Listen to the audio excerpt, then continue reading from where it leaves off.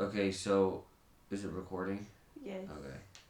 Um, so this is a video I'm making because nobody's telling the truth about tuning in the world. Um, the true intonation in the world is not 12 tone equal temperament like you find on pianos and guitars and basses with frets. Um, it's not 5 limit just intonation. It's not 31 equal temperament. It's not 53 equal temperament. It's extended Pythagorean tuning, where all of the intervals are derived from harmonic perfect fifths, from the first partial to the third partial. And that interval being used to generate all the notes of your scale, all the sharps, all the flats, all the naturals, and compound sharps and flats, double sharps, triple sharps. Um, it's the best way to make music, especially out to 53 notes, because at 53, after 53 perfect fifths in a circle of fifths, uh, the 53rd note comes back and almost is in a perfect fifth relationship to the first note.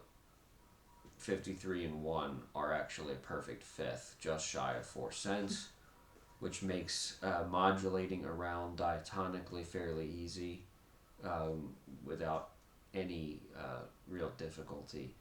Um, and um, So, what are the people's objection to Pythagorean tuning? Even though it was the standard for thousands of years on the earth, and only in the last few hundred years have equal temperament been widely used, um, and now there's this obsession with 5 limit just intonation and equal temperaments that approximate 5 limit just intonation. Um, but really, the whole objection to it is that they say that the major third in Pythagorean tuning is out of tune, the 8164.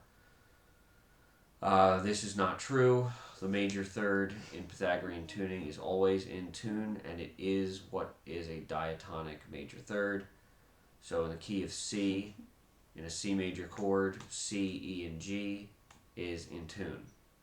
Um, The E should not be a 5-4 relationship to the C. It should be an 81-64 relationship to the C. Um, People that are telling you otherwise are misinformed at best. And I can say I was one of those people, because I was a big proponent of 5 limit tuning for a long time, but I had to give that up because ultimately 5 limit tuning is unwieldy in the amount of notes that you have to deal with and the places that you can't modulate to. But even if you can find a way around that, the thing is out of tune. Melodically, it is out of tune. And people will say, yes, melodically it's out of tune, but harmonically it's in tune. Um, yeah, it doesn't beat like it has in 3 limit, but um, things need to be both harmonically and melodically in tune. You need to have the notes melodically in tune and harmonically in tune. And the 81-64 major third and the 32-27 minor third is harmonically in tune while being melodically in tune as well. So yes, even for chords, Pythagorean tuning is right. And just to clarify, I don't mean 12-tone Pythagorean tuning like you have on pianos. I mean 53, where you have C and B sharp, you have F flat and E, you have G sharp and A flat, you have C and D double flat, um, C sharp, D flat, E triple flat, etc. I start with the note D because D is the center of the Dorian mode. It has 3/5 to the left and 3/5 to the right. So D is the center.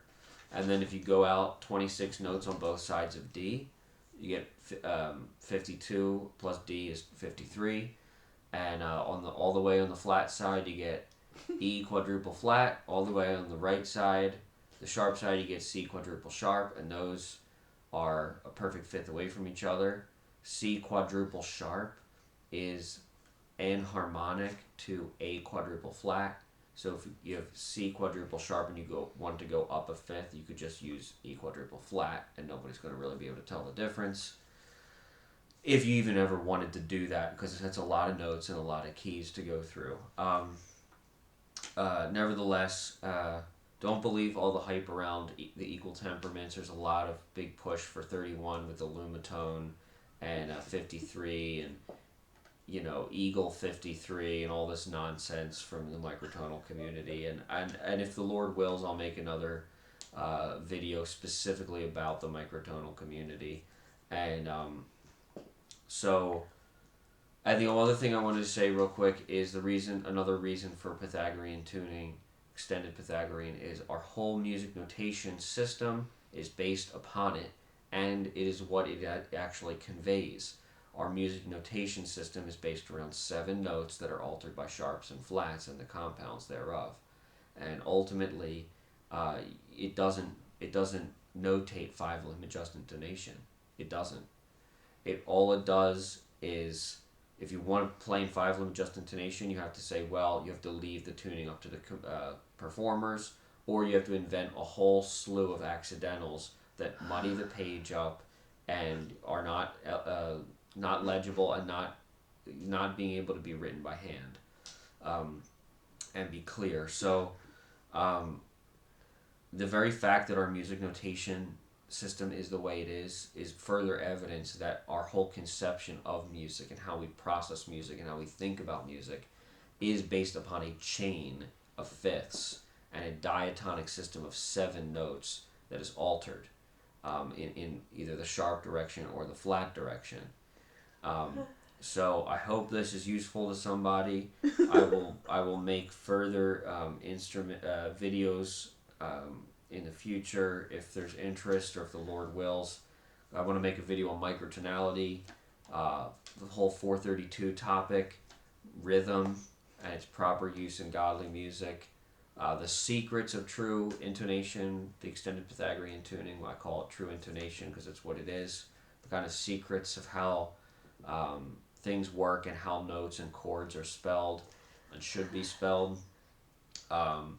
Types of instruments that can play this type of music, and then perhaps a bonus video on miscellaneous topics. One other thing I just want to quickly say is, if you want to quickly experiment with extended Pythagorean tuning, you don't need to spend any money actually if you have a computer and a QWERTY keyboard. There's a program called 2032, which is on dynamictonality.org or net. They have a few programs, but Dynamic Tonality, they have a 2032 download for a program for Apple and Mac, and they go and they have the ability to, with a little bit of tweaking, but it's not too difficult, even though the interface is kind of demonic looking. You can go and you can put your QWERTY keyboard in a Wiki Hayden layout, which is perfect for Pythagorean tuning. You have the naturals in the middle, and then you have the sharps on the one side and the flats on the other side. And on my QWERTY keyboard, I have D double flat at the far extreme and F double sharp at the highest extreme. And then I have like an octave and a half of range that wise. But 2032, and you can modulate the synths to get the sound the way you want it to. So it allows you to play around with this immediately without any money if you have a computer with a QWERTY keyboard. All right, thank you for watching. Bye bye.